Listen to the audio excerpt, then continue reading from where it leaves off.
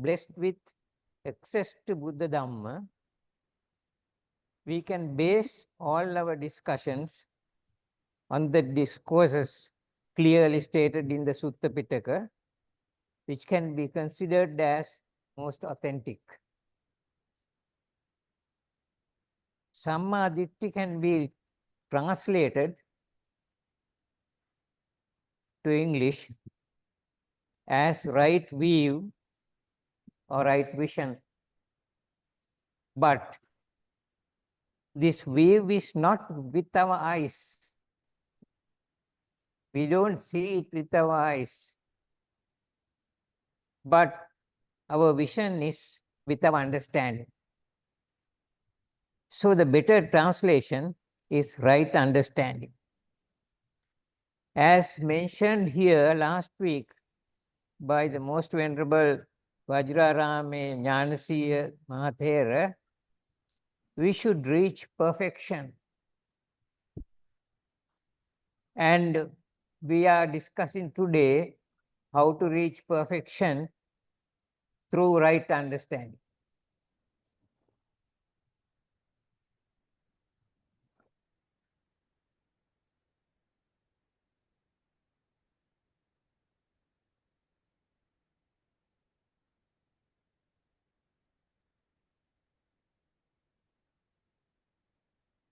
Now I am quoting from the Maha Chattarisaka Sutta in Majjhima Nikaya, and this sutta was preached by the great Tathagata Gautama Buddha himself.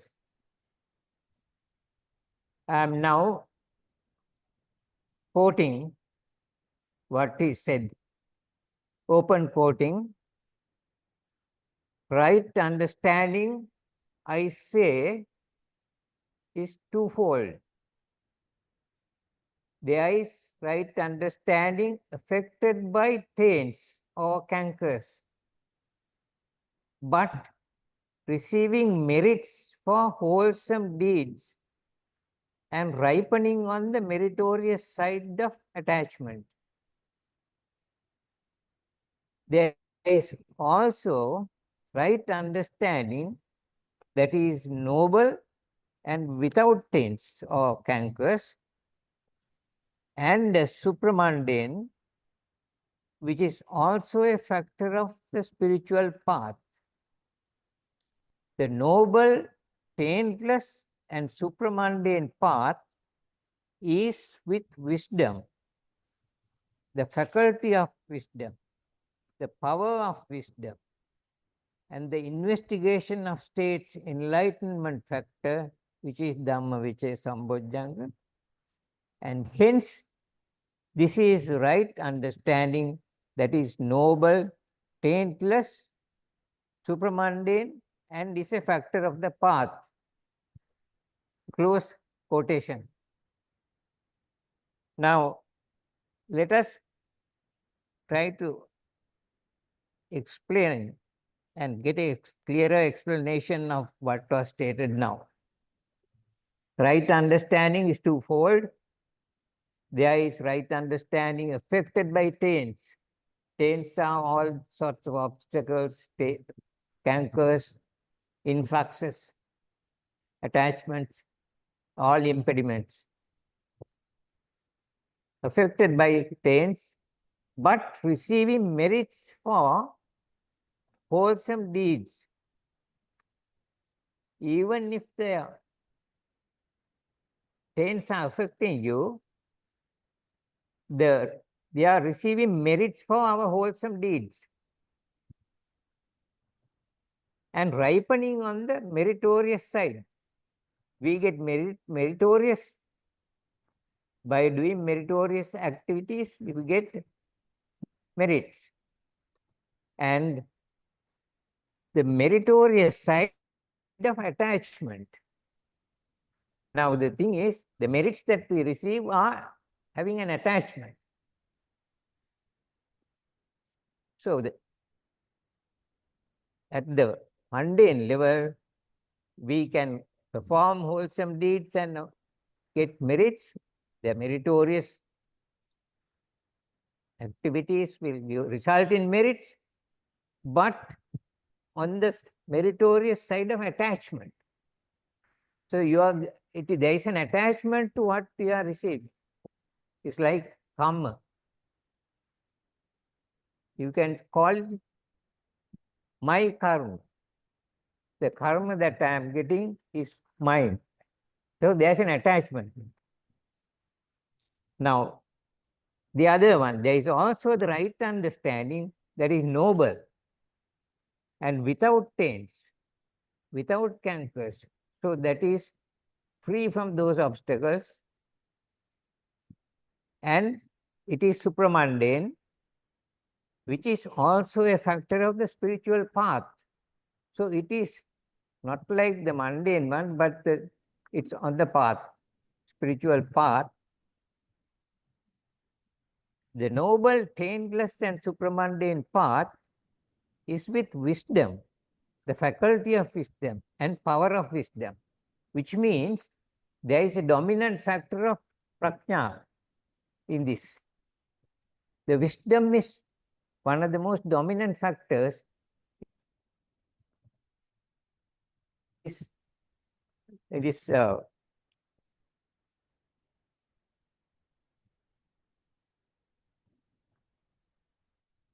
noble state, noble Arya state. Now, the word noble and Arya, I would like to emphasize here that we are talking about we are talking about the Noble Eightfold Path, but we have to now actually find out what is noble in the Noble Eightfold Path. We see in Pali, Aryashtangika Marga. What is Arya in the Aryashtangika Marga? So, actually, the difference between the mundane and the noble is this factor called Arya or noble. The Noble Eightfold Path becomes noble only at this Arya level. And at the mundane level, it is not really Arya Ashtangika Marga, it may be Ashtanga Marga, whatever. So, the noble, taintless, supramundane path is with wisdom. So, which means the prajna is involved in as a very dominant factor there. And the investigation of states, enlightenment factor. That is, you are familiar probably with this Bojjanga, Sapta Bojjanga, 7 factors of enlightenment. One of them is Dhamma Vicaya Sambojjanga. So Dhamma Vicaya is also involved in this. There is investigation of states enlightenment factor called Dhamma Vicaya Sambojjanga. Hence, this is right understanding that is noble, taintless, supramundane, and is a factor of the path. It is a factor of the path. Now, the practitioners receive merits for all some deeds which are yes, but they are merits with attachment to what is referred to as good karma, with an attachment to the individual. So this is not right understanding at noble or Arya state. Therefore, the practitioner who is at mundane state has to keep gradually progressing to a state from the mundane state to keep gradually progressing towards noble state without being stagnated at mundane state, where the goal is not Nibbana, but some comfortable life in a Divya realm or Brahma realm or human realm in the future. But there is no aim at Nibbana. The aim is for a future which is comfortable or which is more comfortable in another world which is still within samsara.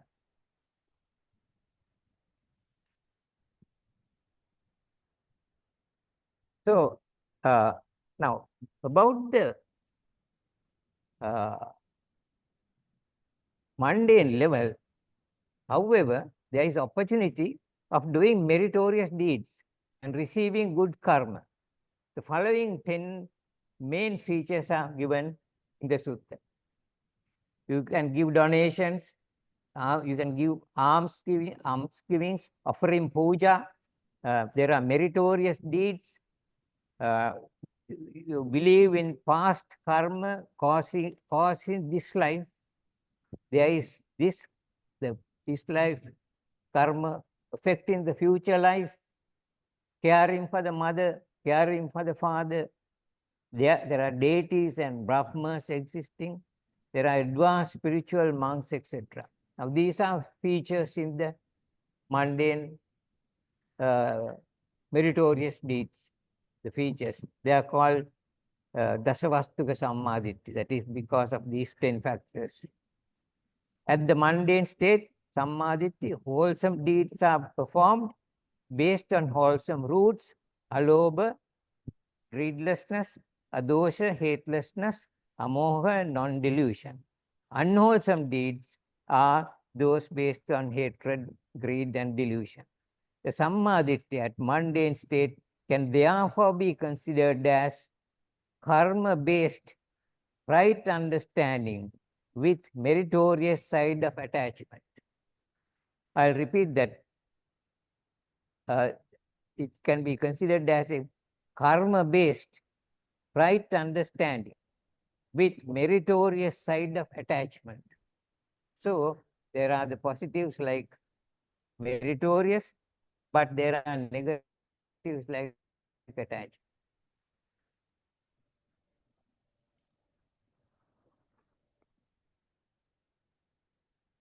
So, the Buddha, in his very judicious approach to the subject of Samma Ditthi, has included both right understanding at the noble level or Arya state and also right understanding at the mundane state.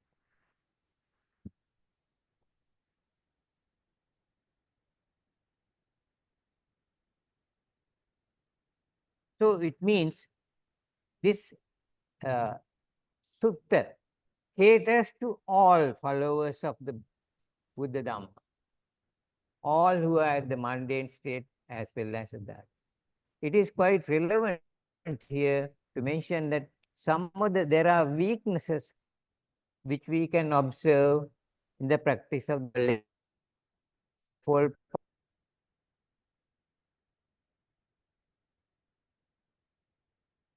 generally stated that Samma Vacha. Now we are taking some example. I'm taking the example Samma Vacha.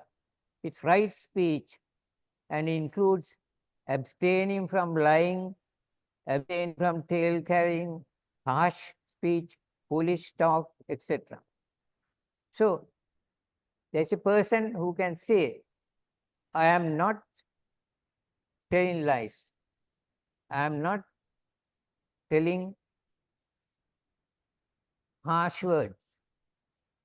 But his mind may be full of hatred, even though he is not telling harsh speech. Now, he is not lying, but he may be hiding the truth. He may not be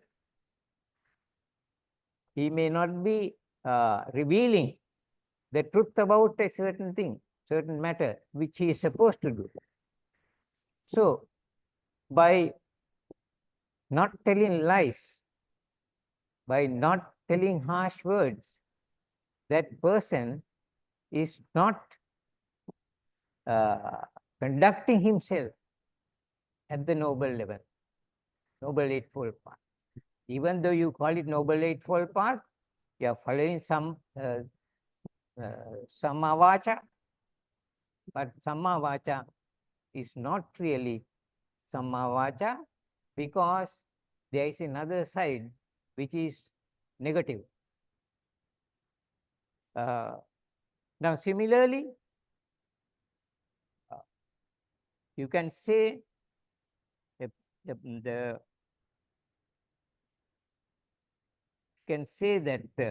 I am following right action in abstaining from killing, abstaining from stealing, abstaining from unlawful sex.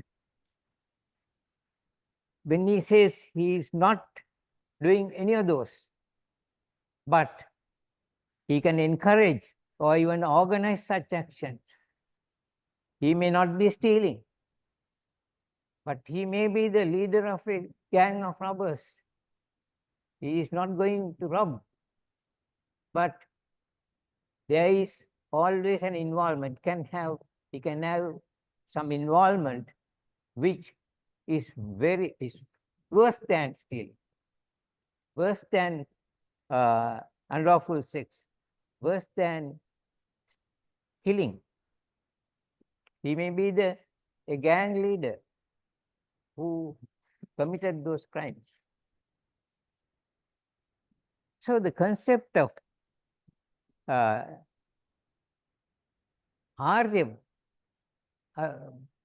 level of Samma Ditthi has what's called, now there are certain Pali terms which we cannot avoid in the sutta, Arati, Virati, Pativirati. Arati means I don't do it. Virati means I have completely cut off from that. And Pativirati means I have absolutely nothing to do with that. I have no involvement whatsoever with that. So these three words are appearing in the Mahachattarisaka Sutra over and over again in relation to every item, like Samma Vacha, Samma Kammanta, Samma Ajiva.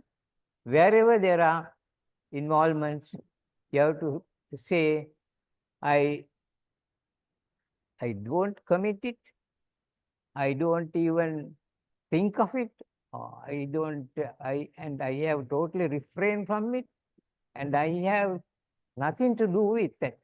I have no link whatsoever with it. That is Pativirati.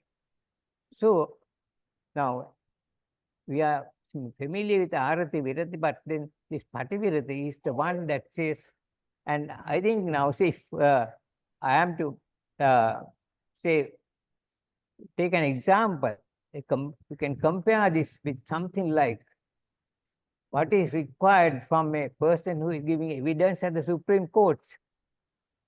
The judges will like to know the evidence, proper evidence. Then he'll have to take an oath and say, I am telling the truth, the whole truth, and nothing but the truth, which means you are really revealing everything. Now there is some similarity. Arati, Virati, Pativirati. Then this is at the noble state, and all unwholesome states which can be seen at the mundane level are of no value. I mean, it reduces the value of the Arya Ashtangika Marga that we are following at the mundane level.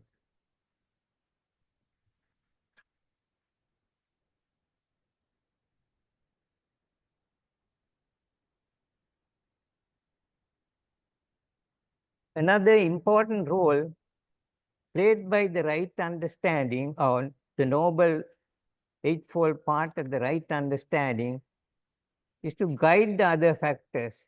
Now, Samma Ditthi, or the right understanding, is the first factor, which is also guiding the other factors with right effort and right mindfulness, because all other factors are involving right effort and right mindfulness also. Then also Mahachattarisaka, you know, the factors has two additional factors. The right wisdom, that is Samma Prajna or Samyak Jnane, and then right liberation, Samyak Vimukti, thus increasing the 8 factors to 10 factors. So that's another feature of the Arya, the Mahachatarisaka Sutra.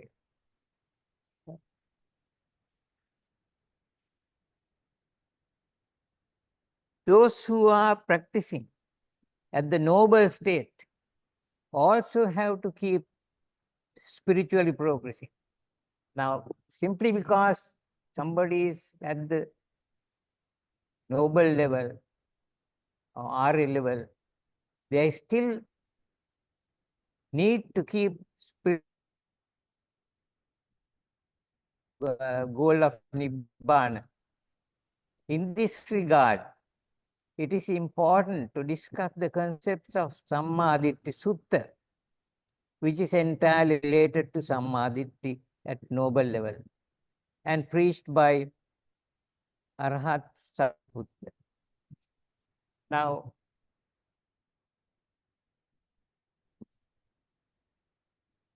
even though Mahachatarisaka Sutta catered to both all followers of the Buddhism, this Samma Ditthi Sutta is related to related entirely to a noble level of Samma Ditthi. Now, in order to get rid of all attachments or all clingings, there are 4 attachments referred to as upadana.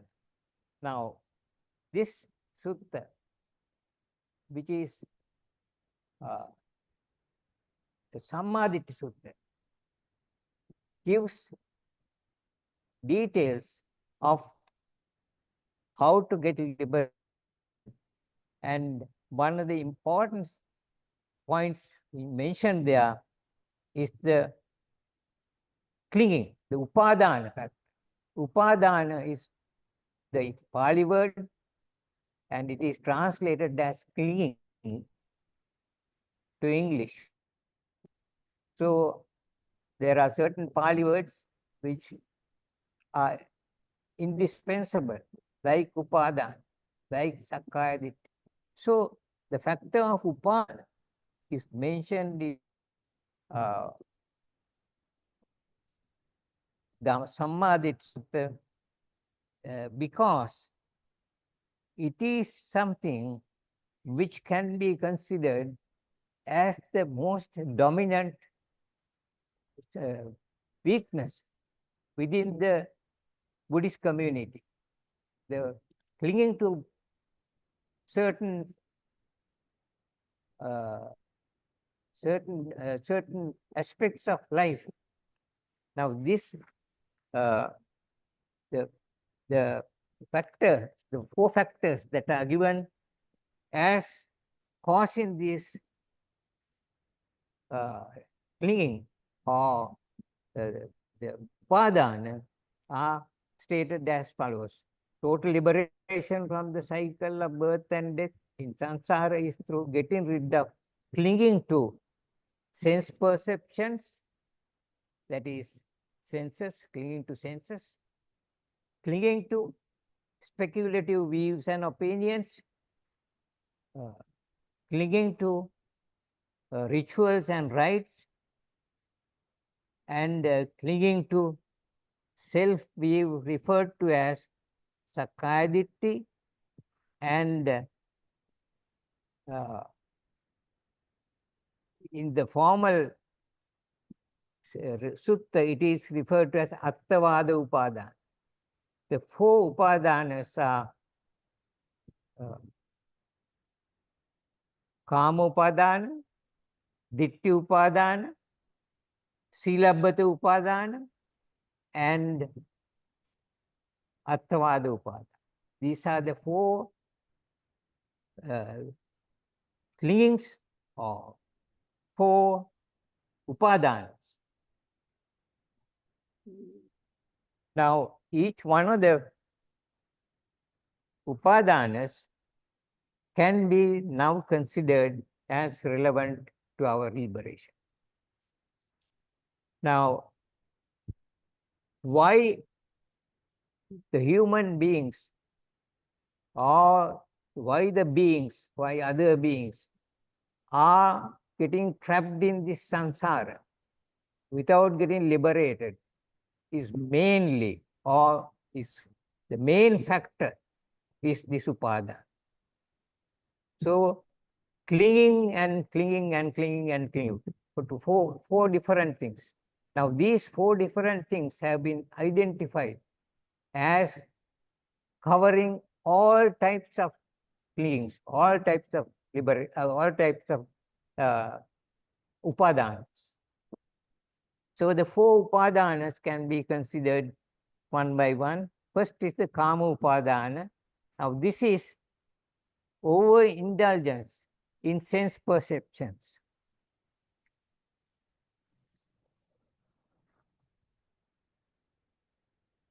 Now in the Samyukta Nikaya Ahara Sutta, now there is an Ahara Sutta where the preamble says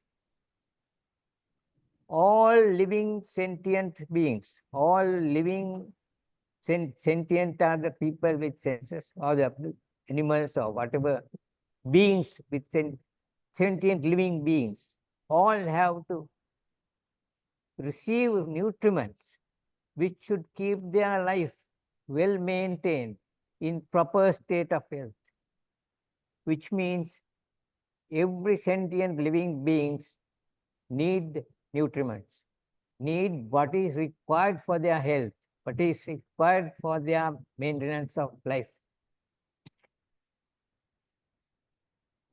Now, in getting those nutriments, any excess consumption leads to negative consequences. So what is needed has to be provided. What is not needed, or what is wanted, what is wanted is not what is to be provided, but what is needed. So if you try to maintain your needs and provide yourself with needs, then there is no excessive consumption which can lead to negative state. That is, life maintained in proper state of health, but any excess consumption leads to negative consequences. And Venerable Jnanaponika has stated very clearly in his writings that the excessive consumption leads to not only negative consequences, it really, if it is food, that excessive food is going to eat the consumer. The consumer is getting, the excessive consuming causes so much of negative effect that it can be even mentally and physically, and there will be very bad consequences. So therefore the needs have to be provided, and not all what you want. Excessive sense perceptions can be avoided, thus getting rid of attachments to refer to as clinging. So the clinging to sensual perceptions needed. Now I was talking about food, but it applies to all other things like needs, other needs.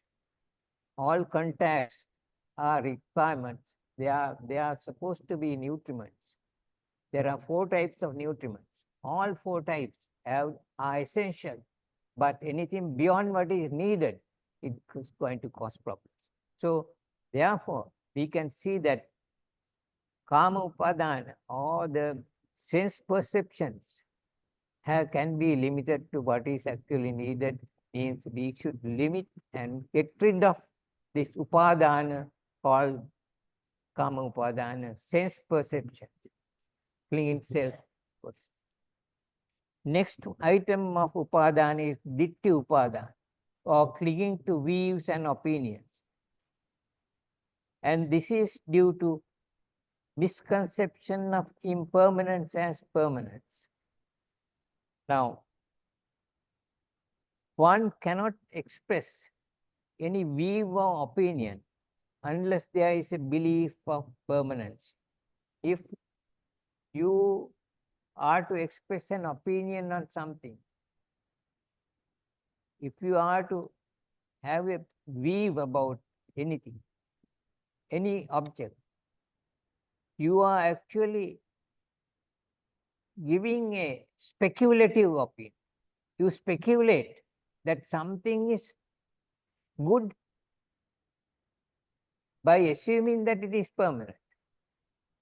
So there is a clear expression of view is based on a misconception that it is permanent.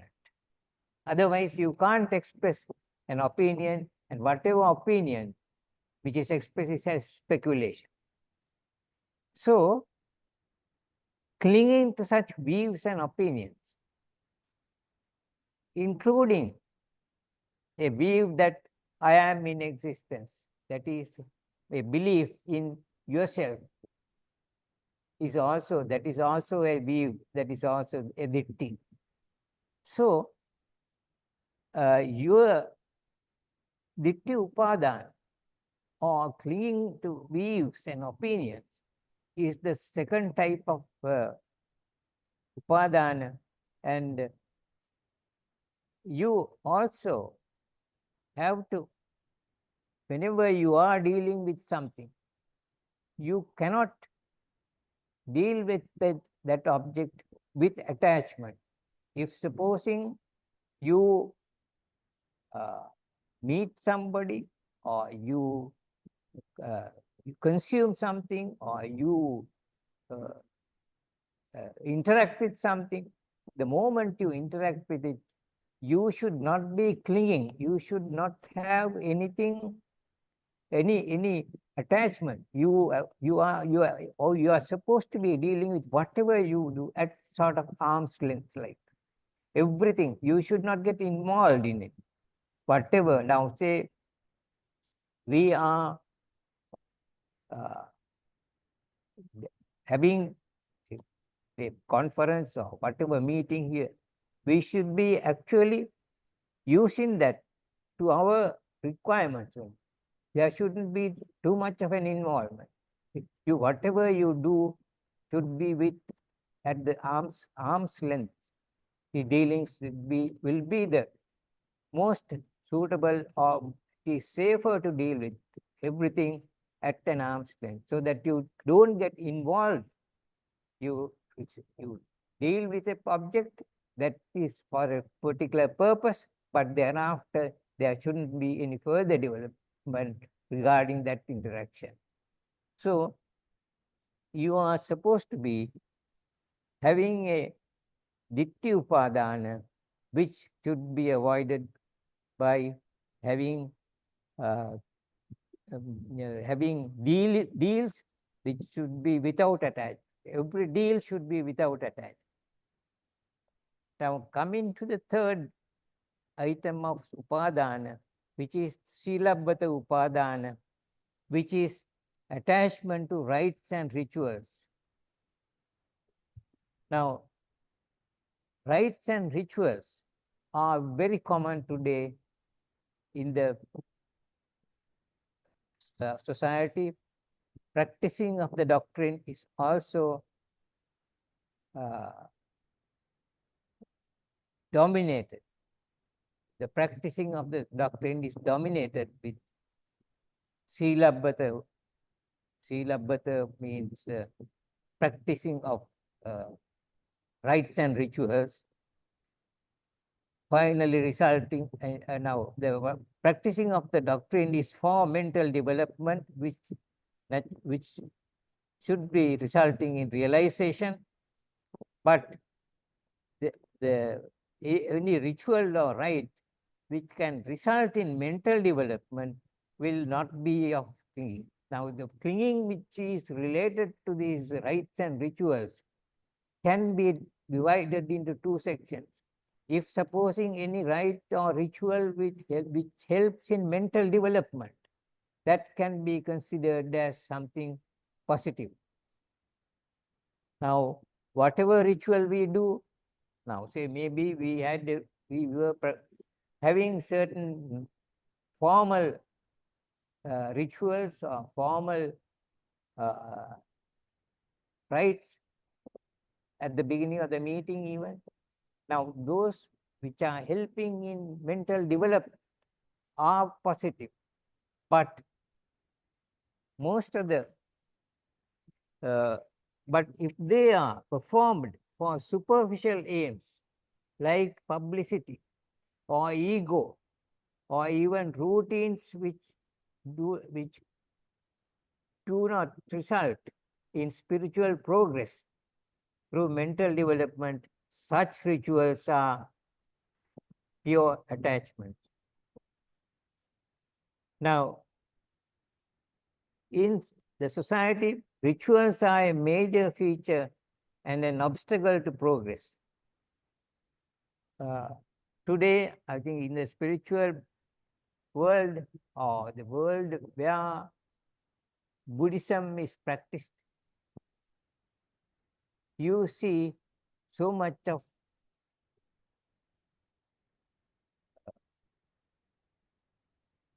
practices which are related to this the negative side of the rituals. The rituals are therefore to be considered as one of the main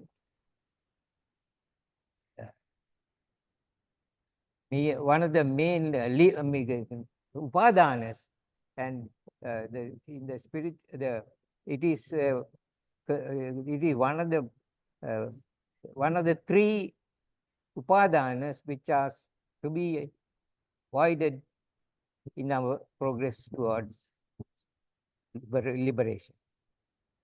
In the spiritual path to progress, extreme entry or sotapanna is the first step which cannot be achieved with rituals causing a major obstacle. Now, a person who is supposed to be in the spiritual path, the stream entry or sotapanna is the first step. Now, this cannot be achieved with rituals causing a major obstacle. Now, you are probably familiar that there are three factors, there are three hurdles to be cleared in achieving the first entry, stream entry. One of these is the Silabbata Paramasa. That is, you are supposed to be avoiding all rituals which causes setback to your progress. The others being Sakkaya Ditthi and Vicikiccha. This is the believing in self and also doubts. So, attachment to rituals is the third category of upadana or clinging, which has to be eliminated. Now, we come to the fourth upadana or clinging, which is the most acute, and it is referred to as Attavada Upadana.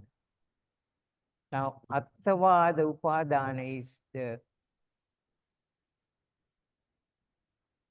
personality belief, the most acute form of clinging, and is referred to as the buried root of the entire cycle of repeated existence. Now, there is a root that is buried.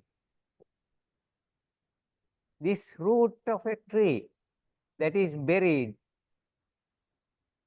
will be growing over and over again. The root that is buried has to be uprooted. And this is the Attavada, the belief in self. Atta is self, and you are actually doing two things. One is believing in a self, and the second is to get attached to that. You are believing in a self and getting attached to it. Two things. So this is like the root that has been buried, and it cannot be easily removed. So, unless it is completely uprooted, the buried root, you will never get rid of that. So, the buried root of the entire cycle of repeated existence has to be uprooted. But this root can be uprooted by realizing that an individual has no power or control or command over the physical body and even the mind. Now we are talking about this belief in the self. If there is a self, if there it is, if it is if it is myself, then I should be able to control myself. There should be some controlling power. There should be some command. There should be authority over that body which I possess. If I am the owner of this, what is the control that I have? This physical body is not controllable even with the help of maybe the medical facilities that are available at the highest level. You keep on going to the doctors the moment you fall sick, or you refrain from, you follow all the guidelines that are supposed to be used by people to maintain their health, or I'm taking health as a good example. But there is no control whatsoever. Even the most qualified doctors cannot be giving any sort of guarantee that your health is okay. Even after checking with all the possible reports, still you don't know whether you are to be taken to the hospital within the next 24 hours. We are not sure. So, our mind is also like that. We have no control over the mind. Mind is diffusing. Mind is proliferating. Mind is diversifying without our knowledge. So, there is absolutely no control whatsoever. So, such a thing cannot be myself, cannot be something which I possess. And I believe in that and I grab it also. So, these are two things. So, Attavada, Upadana, is the most acute form of clinging. Words like I, mine, myself are merely based on speculation. We think there is a person. I think things are mine. I think I am there. I think I am the person who was living earlier, and I am living now, and I am living in the future. And I keep on thinking of me from different angles, but this is all speculation. I believe there is self, and in that belief I grab it also. I am clinging to them. So this clinging to Attavada, clinging Attavada Upadan is a huge burden. It is also seen that a huge burden that is carried on the head. Because of me, I am having some sort of heavy burden on head. You know, I am not free to do whatever I want. I am having so many obstacles at different times because of my belief in self. If I am not having that belief in self, I am free. I'll be much relieved of that burden. If I don't believe in that self. Now, in jargon, we call that we have mane, or we have the ego. We have greed. the tanna. We have, and then we follow these other guidelines of things which are called Ditthi. So now, because of our attachment, our greed, and our ego, we are not free. We are having so many difficulties because of this unnecessary feeling of self, myself, my position, my ego, something which I am not free to do what I want. I am not free to mix with people. I am not free to buy or maybe take correct decisions. You're not free to take. You know that sometimes you are doing the wrong thing because of your attachment and greed. So you are not free to do the correct thing. You know very well that you are doing the wrong thing because of your ego or tanna. So this clinging to myself, clinging to the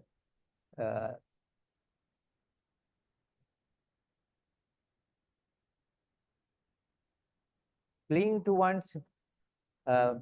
one's personality, which is referred to as attavada upadana, is the most acute form of clinging, and this has to be eradicated. And if it is to be eradicated, it's like taking the root which is buried out, and we are getting relieved for your spiritual progress towards Nibbana. Therefore, the followers of the doctrine who may be at mundane state should keep progressing through the spiritual path of Noble Eightfold Path to the Arya state. Thereafter, the noble state, at the noble state, further opportunity of getting rid of all forms of clinging to sense perceptions, speculative views, rituals, rites, and self-view, including Sakkaya Ditthi. Now, I would like to recap what I said earlier so that there is some sort of clarity in this presentation where the subject is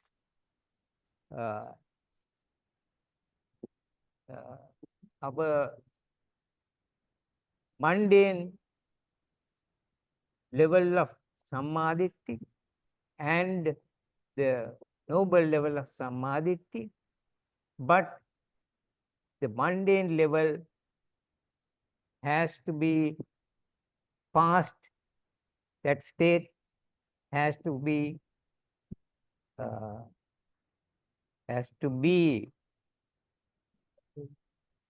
sort of I would say utilized in the best possible manner. By utilizing it in the best possible manner, you can improve onto the state of the Arya state. And what is the purpose of teaching Arya state? Is to achieve liberation. So to achieve liberation, there is the need for getting rid of all the upadanas, and we discussed the positive side of the mundane level.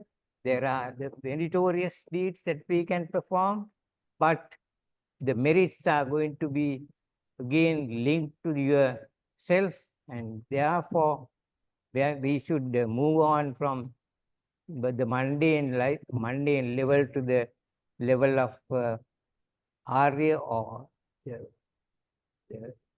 noble level, and the noble level also has to be improved upon or acted upon so that we achieve the liberation. And there is also the actual value of the subject to upadana, because upadana has been given so much of recognition. There is a certain author, Venerable Jnanamoli, who was one of the real authors, very, I would say he was one of the most learned authors who published several publications relating to Dhamma. He has given a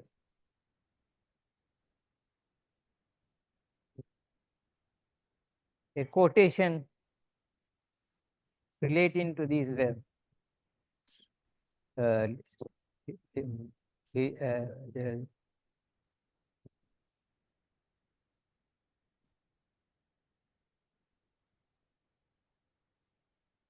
yeah.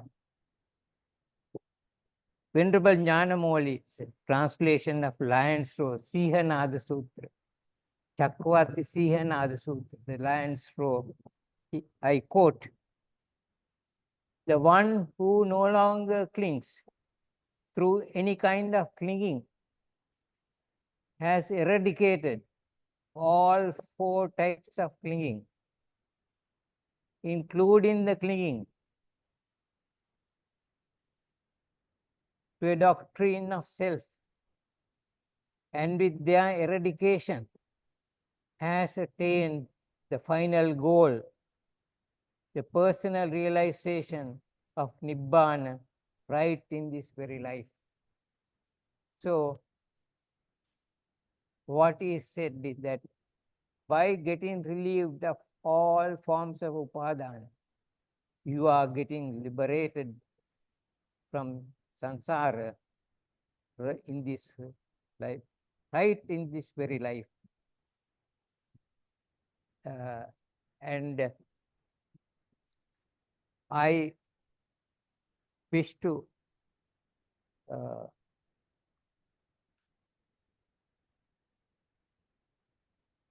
complete this presentation by stating that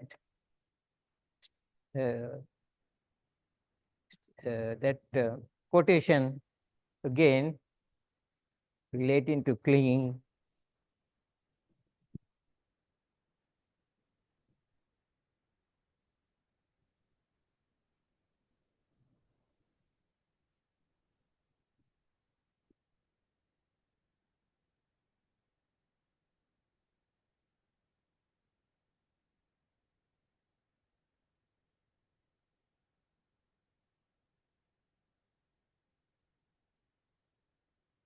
One who no longer clings through any kind of clinging has eradicated all 4 types of clinging, including the clinging to a doctrine of self, and with their eradication has attained the final goal, the personal realization of Nibbana, right in this very life. Now, I believe there is no further additions to what I have prepared. May I wish everybody supreme goal of Nibbana in the earliest possible time. May you all be well and happy. Thank you.